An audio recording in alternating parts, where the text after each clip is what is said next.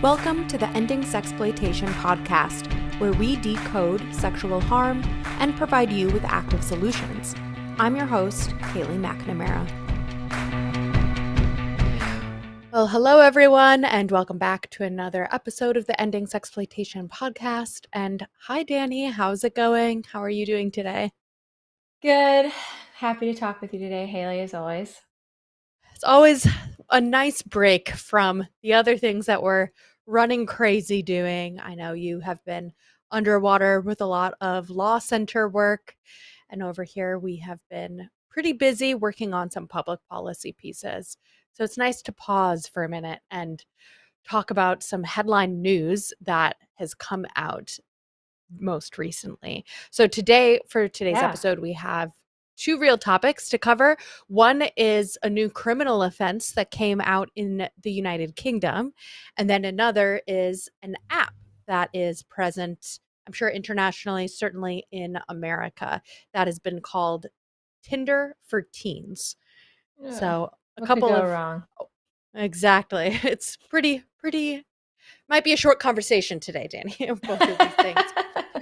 Um, let's start first with this new criminal offense that has come out of the UK, where they have now made it a legal requirement on tech platforms to prevent UK users from seeing choking porn, any pornography that features strangling or suffocation. If you possess it or if you publish that porn, that's going to become a criminal offense in Mm. England, which is pretty interesting. It's so different from here in America, how our laws, kind of the restrictions around what we could or could not do on this topic, but it's a pretty fascinating development. Did you have any first reactions when you heard this news, Dani? Yeah, I mean, I think it's a good thing. Obviously, with our First Amendment here in the US, it would be really difficult, if not impossible, to pass such a law. Well, we can really get into it. I mean, there's different parts of this law. Like it's interesting you touched on, we could talk about it more, but it's not just that producing it is illegal, but there's this responsibility on the tech platforms to remove it. And I think what The Guardian is saying is that even possessing this material would be illegal. Yeah. So like that's likely would not. For example, the possessing part would certainly probably be impossible to pass something like that in the United States, but maybe some of the other pieces like producing and putting responsibilities on tech platforms, maybe there'd be a possibility here. But so the first thing the reason why I say I think it's positive is because of how dangerous choking is. And that's what I think maybe we can let's get into a little Mhm. bit, Haley, because the audience may be thinking like, oh, this is very like this is a common fetish. This is just like play acting. Like, why such a strong, stance, like criminalizing this sort of like Mhm. kinky porn. But Mhm. the UK has been talking about this a lot because several women died. There was some pretty high profile trials because women were killed by strangulation and the men said it was sex play gone wrong. I think some of them got off, some of them maybe didn't, but it was got a lot of coverage. There's a lot of outrage, and there's been a lot of research on this, and it is the second highest cause of stroke death in women. Choking is the second highest Whoa. cause of death, yep, for women. And the research of its prevalence in pornography, there's now some strong research to suggest that it's playing out in real life, as young people are now reporting. I think 1 in 4 women in like college campuses, for example, have reported being choked in like a first sexual encounter, without Mm. being asked or without In a indicating or first anything. It's sexual encounter. yeah, first sexual encounter. So not like a trusted boyfriend where you're, maybe talking these things through. Men seem to think like this is just like a normal sort of like routine sex act, right? And that's the thing that's scary because choking is very, very deadly. So that's the other piece I think people don't realize is that choking is extremely deadly. It only takes a small amount of pressure to kill someone by choking or cause permanent brain damage. So even someone thinking that they are just being kinky could kill someone or cause this Mhm. woman like, lifelong damage or put her at increased risk for like stroke and other health problems. Wow. I mean, it's so true that it is so harmful. And I think we even talked about this on a previous episode of an article. I think it was from The Guardian that showed pictures of women's brains who had been choked Mm. and during sex. So again, not like an attack from a random person, but sexual choking leading to brain damage similar to small strokes is what Yeah, they've reported on. And the very interesting thing here, because it is interesting to get this kind of headline as an American when we have not been following the whole story as closely as someone in the UK might have been. But this law came about in large part because there was a review by the government into pornography that found that pornography was contributing to normalizing strangulation. And I think hmm that they phrased it as establishing strangulation as a sexual norm. And so yeah, kind of that combination of this government review that saw that pornography viewing was normalizing and increasing rates of sexual strangulation paired with the harm the that that really can severe harm. cause Yeah. is clearly just the argument that led them to take that further step and say that they don't want it to be promoted to people in the United Kingdom. Yeah, that's great. I mean, I'm really glad they did that. I think it'd be interesting. We kind of could talk about whether something like that would be possible here. I mean, obviously, Yeah.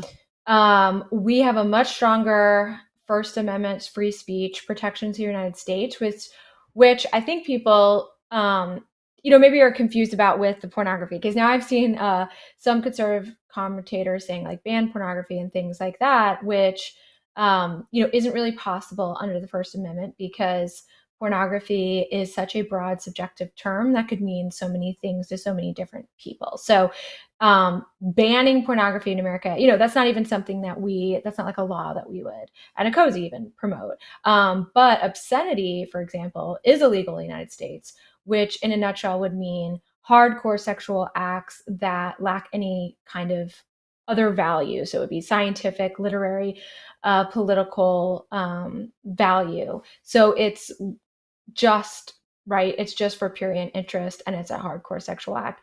Technically, that actually is illegal to produce and disseminate in the United States, but those laws are just not enforced. So I would argue that much of this choking porn is likely obscene, and that a prosecutor could even argue, in particular, that because this is so dangerous, that adds to the severity of the content, its obscenity, it's lacking in value. That would be interesting to see if under existing obscenity laws, if prosecutors would try to shut down, particularly violent content that features this kind of violence choking, but maybe other degrading violent acts. That content right now, our federal government could prosecute. And I think it would be interesting too if the choking itself, we probably could pass along a law addressing choking itself where we're not targeting speech. So it's not a law about pornography in particular, but not permitting choking in some kind of, like not Mm. something that got to the assault, in other words, Mhm. something that prohibited the physical violence, particularly because it is so dangerous and so harmful. So I'm thinking more of akin to like a workplace safety type of regulation that like didn't permit choking on Of sets or of things like that. on pornography sets. Right. That's a Yeah. I mean, I'm just really thinking interesting off the point. cuff, but yeah. No, yeah, yeah, we're not writing the legislation, but that's a really interesting point that I mean, because I think the angle that I have read so far about this UK law is the recognition of how, and we've talked about this before too, pornography use does create sexual memes, sexual norms. It impacts how a lot of people behave sexually, what they Yeah. think is desirable, what they're interested in, what they think someone else will respond to positively. So that goes to your point of even people the first time that they're having sex with someone, if you've seen this act done so much in pornography, you think that it's normalized to the point that you don't even need to communicate it, which also goes to there's a lot of established research about how pornography use actually harms sexual communication and satisfaction in sexual relationships because people are not interacting with their partner in a very mutualistic way, and they're just Yeah. imprinting kind of the script that they got from pornography onto their partner. So that so there's all of this at play, and how sexual choking is harmful, pornography is normalizing it and therefore increasing it, which is a problem.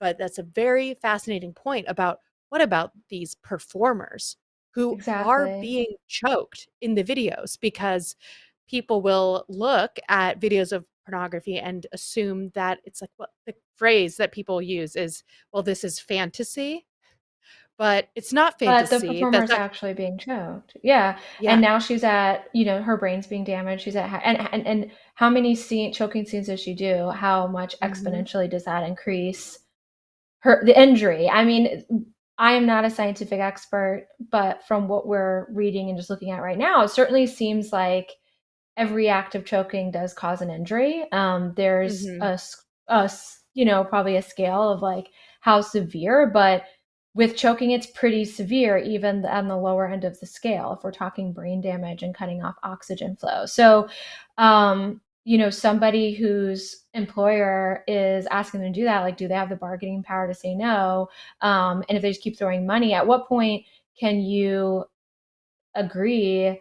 Like if someone, it's kind of like, I mean, now I'm really taking the hypothetical to extreme degree, but I think with pornography, I think about this a lot, and with prostitution, of we don't allow organ sale, right? Like it is illegal to sell your organs because we know that that is so exploitive, that poor people will sell their organs because they need Mhm. money, and it will just turn into uh, an absolutely exploitive industry that's preying on desperate people, and like their bodies are going to be mutilated and severely harmed, right? Because you can't just, if you're if you're donating an organ, like we're at extreme measures at that point, Mhm. right? No donation of organ comes without risk. No surgery comes without risk. Like nobody should be taking surgery lightly. So it's this extremely dangerous thing that we have decided under public policy that we are not allowing that. And it kind of starts to feel like that. Like, is it okay? Mhm. Like, if you pay someone enough, can they agree to be really severely harmed, to risk their life by being choked, to Mhm. undertake brain damage, to every single time they get choked, know that they may die? And that's assuming they're even given the information and are aware of the risks they're undertaking, which I think we can Right. assume that's not happening. But if we went Right. to a degree that, like, as they should, they actually understood what risks they were undertaking, at what point is it just a matter of public policy, not a good idea to allow this practice? Because people are going to be putting their lives in danger because they need the money. And Yeah. just as a society, like, we don't want to empower really the powerful people who are making money off that to exploit vulnerable people. Absolutely. And I think that gets to a point. I could see someone, seeing the headline of this article or this news, especially an American where we have these very strong feelings around free speech. And like you explained, there's actually some more nuance there than what most people know, which we should just spend a whole episode on. But what you're saying also gets to, I could see someone seeing this headline and thinking, well, is this just very prudish to kind of Mhm. outlaw a specific sexual act? And well, what if someone in their private life wants to engage in a specific sexual act? At Nkosi, we don't really care about what people are doing in their bedrooms, but what this is it's a commercialized industry, Exactly. which Commercialized, is like the commodified. analogy, Yeah. which is taking things to such a different context. And that And matters so our federal much. it matters so much. And our federal government has supreme domain over the streams of commerce, right? Like we regulate commercial industries every day, all the time. So that is, we're putting this now that this is an industry making money, right? This isn't people in their bedrooms. This is a commercial pornography industry. They're in the stream of commerce. We regulate all kinds of businesses. And this industry is much like big tech, is vastly underregulated as opposed to other industries because of the First Amendment complications. So I think that's what people don't realize. Like there's way more regulations for workers in a factory, workers, whether a contract worker or a salaried employee. I mean, there's endless regulations about how you need to treat workers and how we keep workplaces safe.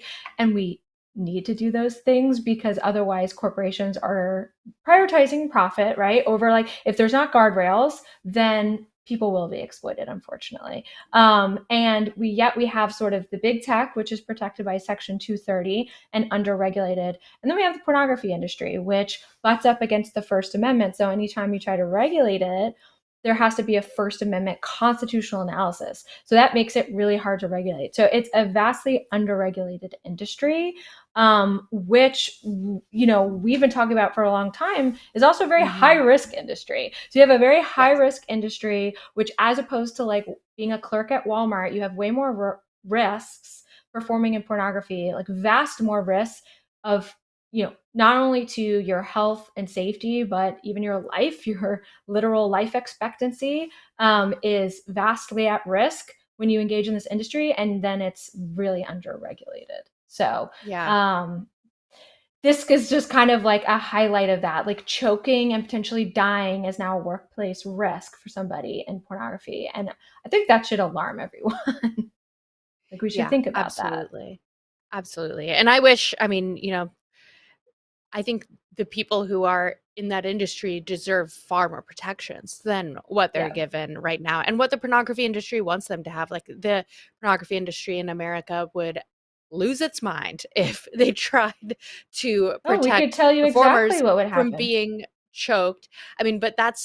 People are choked, they are physically beaten, they have objects inserted. I don't want to get too graphic, but STDs are still a serious risk and problem that happens on porn sets all the time. And yet very often, there was just a few years ago a state that was trying to pass some regulation for STD prevention in the porn industry, and the porn industry lobbied against it, that was a in safety. California.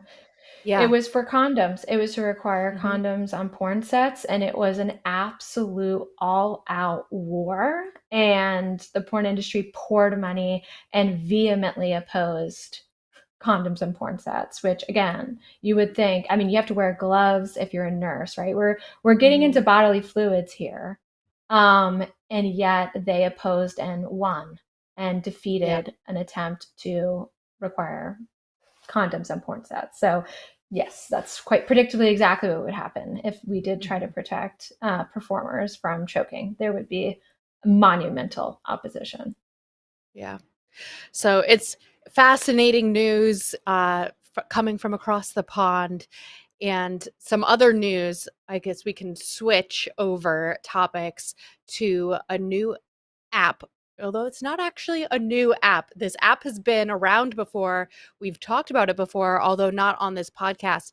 And that's this app called Wizz, which, like we said at the beginning, is essentially Tinder for kids. And this Why do you is say a that? Why is it crazy app. called that? Help me understand why it's called Tinder for kids. Yeah. So this is for teens. It's for kids. It's for kids. And it's a dating app. It's like you swipe right on people. It is the function of this. It's rated ages 13 plus in the Apple App Store. I think rated T for teens on the Google Play Store. And it's We marketed. haven't even got into it, but all I can say is remembering middle school and imagining this app in existence is actually horrifying to me. Like, horrifying. Middle schoolers Should not have this app. Please Swiping? continue. Sorry. Please no. The bullying, the harassment. My Oh, goodness. exactly. No, can you imagine having this in It's school? actually That not funny. It's horrifying. no, it's crazy. It's like I feel like I say the premise and I'm like, do we need to go on? Can we actually just I think everyone knows what's coming. This app actually welcomes, it's also very concerning. This app welcomes users ages 13 to 24. Okay, not That's an teens. Love interesting it. Love it. And what swath of ages. so And they claim they're that they're organizing people actively into different age groups. okay, so I was gonna say because like it's illegal for a 24-year-old and a 13-year-old to have a relationship. So what Exactly. what they So talking about? yeah. So they claim that they're separating them into different age communities, but Oh some gosh, but users, guess why? what, have found that it's quite easy to lie about your age on this Shocking! app. So No. I know Do they do age they're verification, Haley? What is their means? Okay, they're saying they Yodi. do, yeah. So they do have Yodi, which is an age verification provider, in order to they assess the biometrics of a user's face and estimate their age, and therefore that will supposedly help them sort people into groups. But one Can I stop example, you here and tell you a little yeah. something about Yodi? Oh, The please. Yes, so the app who is using Yodi as a vendor, they can decide the accuracy level. So they could decide that they want to ratchet that down. So Yodi can be up to 99% effective, I mean accurate, but you have to choose for it to work at that level. You can lower it. So you could say, Yodi, I actually only want you to estimate age to a 60% accuracy. So, not Fascinating. that we know they did that, but that is possible. So, It's a this is just, question. it's a question because I guarantee, I won't say I guarantee, my opinion and my prediction is that they will say Yodi is the best in the best in the industry and can detect age with 99% accuracy. So what else do you want from us? But while on the back end, it could be that they aren't utilizing it that way and they are quite intentionally toggling down the accuracy. We don't know. We don't know. But I'm just saying that that is how it works. That's a fascinating insight and is now a new question that I'm going to be asking all of these tech companies when they say that Yes. they're utilizing age verification. Well, it's always what kind of age verification and how accurate are you requiring that age verification to be? And we To operate know on. that there have already been problems on Wizz. Actually, there was a person who from the Family Online Safety Institute who was a 45-year-old man. He's an old man. He's gray hair. Actually, I think we have a picture of him. I'm sorry for calling you old, Hilarious. sir. You you Haley, we're 10 you look years great. away from 45. I know. I'm so sorry. but Old but compared to 13, that's for sure. How about old that? compared to 13, clearly not a 15-year-old, which is what he claimed to be. He set Oh up an no. account using a selfie of himself, um, claiming to be a 15-year-old. Now, the Yodi technology, to its credit, flagged him for human review, but within 5 minutes, his account was approved anyway, and he was See, able to there's get the through and into the app. wow. Wow. See, that's a great Isn't example that of crazy? how these platforms can, on paper, be using the right tools, but then implementing them intentionally in not a great way. Like, for example, it all Yodi can do is tell the platform, hey, we think this is not the person's age, so you need to decide what to do with that person. And if the step then is to approve the person, then what was the point of the process in the first place, right? That's a process on paper. Absolutely. And no human would look, I mean, sir, No, I do it's white apologize for hair. but no one would think that he's a 15-year-old. So Nobody's carding either this man for alcohol. Let's just put it that exactly. way. There we go. There we go. Um so how insane, right? And unfortunately, I mean, we're kind of laughing because the absurdity, it's just absurd on its face. It's obviously so inherently risky, so dangerous on its face. But already there have been victims of this, Dani. There's a 15-year-old. who matched with someone who claimed to be 16, but it was actually a 21-year-old predator who love Mhm. bombed this teenager, blackmailed this person, got them to send photos, started abusing them, and police later actually discovered that this person allegedly had dozens of other teenage victims. Victims. Mm. And and there's other stories like that too. There's a 12-year-old, an 11-year-old, multiple teen girls who have been abused already from predators who are using this app in order to connect with them. I mean, we laugh because it's so obvious that this is the end result. And But the end the result crazy is not thing, funny. And no, I it's not. saw and I saw in the blog there the quite predictable safety is our top priority. Do they all just copy and paste that? Safety is our They top must. priority.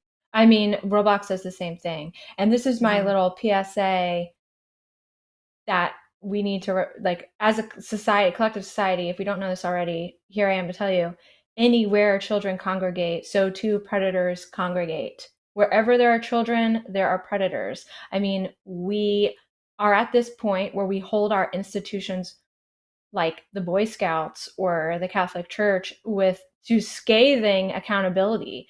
We don't accept excuses for the fact that those institutions who are in the care of children did not protect children from the quite predictable predators that infiltrated them.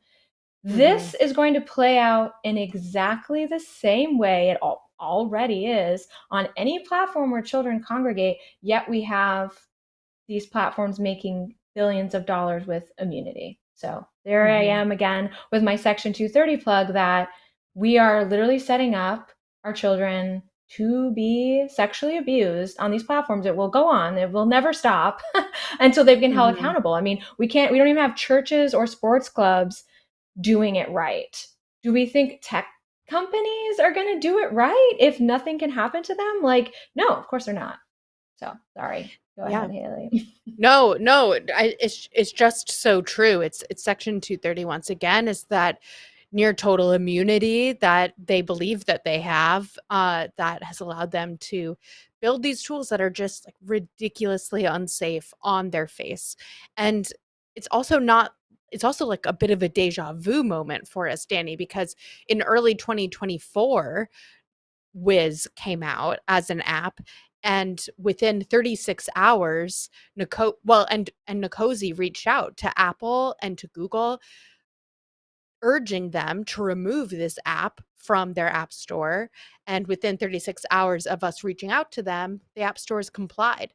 But it's like this app has been able to return because of I'm these sure because they did new things like safety Yodi features. and yeah, but then they're not implementing them.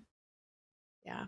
And it sometimes it really frustrates me. And I've been seeing more apps and online platforms rolling out different forms of age verification, which is, a certain degree of assurance, or they'll use a phrase like age assurance, which is a much broader umbrella, and it can use a lot of other things like algorithms, and I mean, for everything from algorithms and Internet like how you're behaving history kind of on the thing. app, Yeah. internet history, but within that bucket can also be things like your stated claimed age, right? Like when you Yeah. You say click the what box age, or you put your clicking the birthday box. in.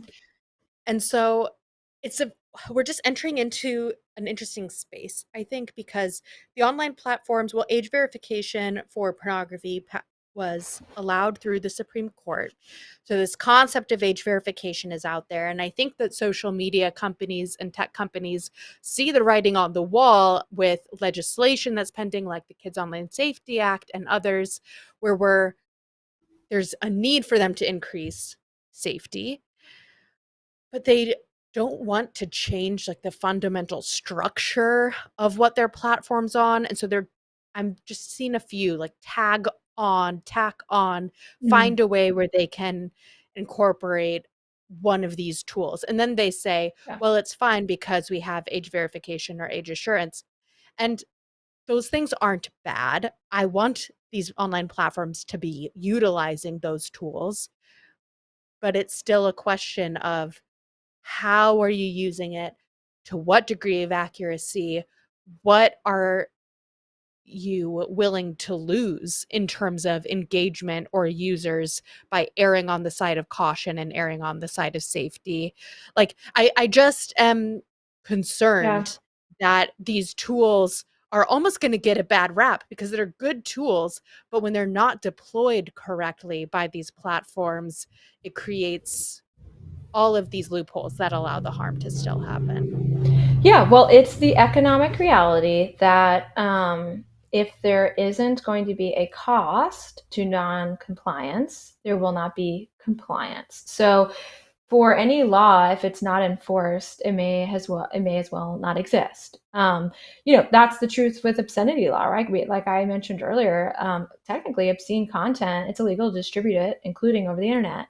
But since no one's prosecuted it since the Obama years, and even then it was like drastically reduced enforcement, nobody even knows that any kind of pornographic content is illegal. Nevertheless, these companies are not considering it in the least. They have as extreme Mhm. content as they want.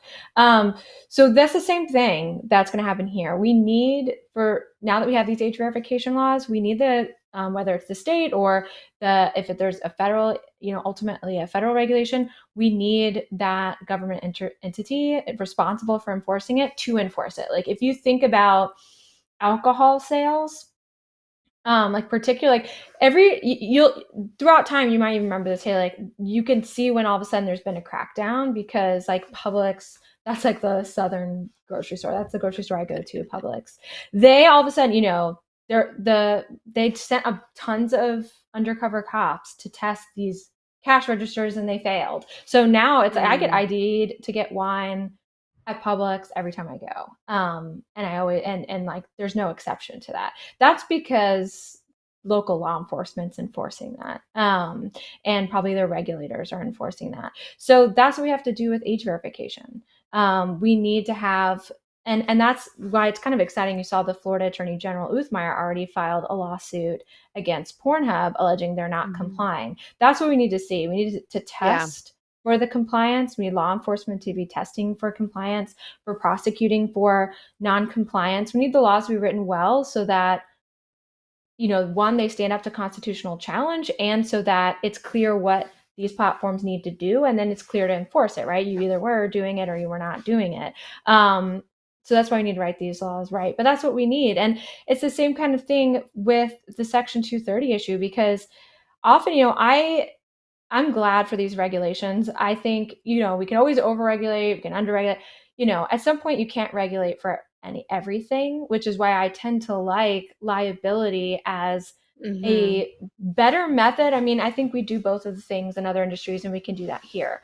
But for those who are sort of, free market, don't like too much government regulation, I've noticed that those people, the people who believe in free market and don't like government regulation, also tend to not like litigation. And I just want to make this pitch that liability is the free market option. If you don't want the government to regulate everything, then you need to just allow for liability and Mhm. let that play out. Let individuals try to bring their cases. Some will win, some will see, oh, this doesn't work, this isn't going to cut it, or they're going to get big judgments, and then the companies are going to change. They're going to do cost benefit analysis, and they're going to weigh, hey, we know this feature is dangerous for our customers. Like it would cost this much to fix it, and the liability risk is this much. And then they'll make a cost benefit choice there. And if the choice is to hurt people, then the litigation will play out and either, continue making that they still choose to hurt people because it doesn't cost them that much, and that's when you could consider regulation, or it'll start getting too expensive and they'll self-correct. So I just want to throw Mhm. that out there, for our pro-business folks, that I know there's a tendency not to like litigation, but at the same time, this is something that affects every single family and every single person. And if your child is hurt and there's nothing you can do about it, I'm gonna just tell you, law enforcement is not going to be able to do anything about this for you. And it also, you know doesn't take back what happened to your child. And these Mhm. platforms, as we've talked about, like Wizz, they know they're hurting your child, and they don't care because it makes them money. I can't emphasize that enough. They're never going to say, hey, this could be like really risky. Should we use like no, they're never going to do that. They're going to get away with Yeah. as much as they can get away with, as literally as possible, which right now is endless because it's really just PR, which has never brought a single tech company down that I'm aware of. Yeah. No, absolutely. And I I completely agree. What's that phrase? It's something like you can't put a company in jail. No, And so like a predator can harm your kid, you can put the predator in jail, but the company that made that possible or the company that harmed your kid, the solution that you have is litigation. hitting And them where hitting them on their yeah. bottom line. Mhm. It's the only thing they Which is why understand. we continually are talking about Section 230. And if you haven't yet, we will include in a show note a link to take action, to call on your elected representatives, to let them know that you care about Section 230 and that you want them to make a change and let these kinds of litigation strategies that we're talking about enter the picture so that these companies can be held liable, survivors can get justice, but also then so that the industry can self-correct and they can maybe next time, I think too, like with this app, all that creativity, all of that engineering for such an inherently risky and dangerous premise, like I would love for them to use their creativity and technology for more productive things. So I mean, that's truly, where I hope like it ends. if they could be sued, this app would never have been in existence. They would be like, this Yeah. is inherently way too risky, and I don't think we need a dating app for 13 to 24-year-olds. Are you No, serious? We don't need that. And the only no. reason that they did it is they're like, oh, we know exactly what will happen. Tons of teenagers It'll will get go on it because viral. they'll love to do all this stuff, and tons of kids will get exploited, and we'll make tons of money, and nobody could do Mhm. anything about it. that's Yep. that's the business model, folks. Like, That's the business model. Oh, Dani, any final thoughts before we close out this episode? no, just as always, talk to your kids, know what apps they're using. Um, Please check out our blog, great blog about this Wizz app. You can get more details about it. And thanks for listening. Yeah, absolutely. Please like, subscribe, share it with a friend. It really does help. And thank you all so much for joining us in ending sexploitation.